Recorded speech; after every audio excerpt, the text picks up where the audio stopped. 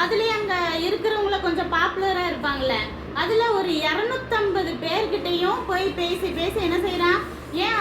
அவர் தான் கூட்டிட்டு போவாரா, அவர் தான் சொன்னாதான் செங்கடல் பழக்குமா, ஏன் நம்ம சொன்னாலாம் நடக்காதா, நம்மளும் தானே தேவனோட பிள்ளைங்க,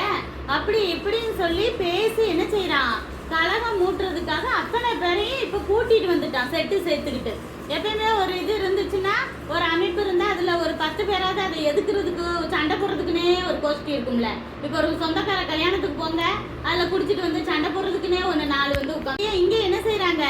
இவங்க சண்டை போடுறதுக்கு மோசே ஆரோன்ட்ட போய் பேச போறாங்க. என்ன சொல்றாங்கன்னா, நீங்க ரொம்ப ஓவரா பண்றீங்க, ஏன் நீங்க தான் உங்களுக்கு மட்டும்தான் தேவன் வந்துட்டு எல்லாமே கொடுத்துருக்காரா, வல்லமை கொடுத்துருக்கிறாரா, நீங்க மட்டும்தான் எங்களுக்கு முன்னாடி நடந்து போவீங்களா, உங்க கூட மட்டும்தான் தேவன் பேசுவாரா, நீங்க தான் அற்புதம் செய்வீங்களோ, நீங்க சொன்னாதான் செங்கடல் பிளக்குமா, ஏன் நாங்களா சொன்னா எந்த அற்புதமும் நடக்காதா, அப்படி இப்படின்னு சொல்லி மோசையும் ஆரோன்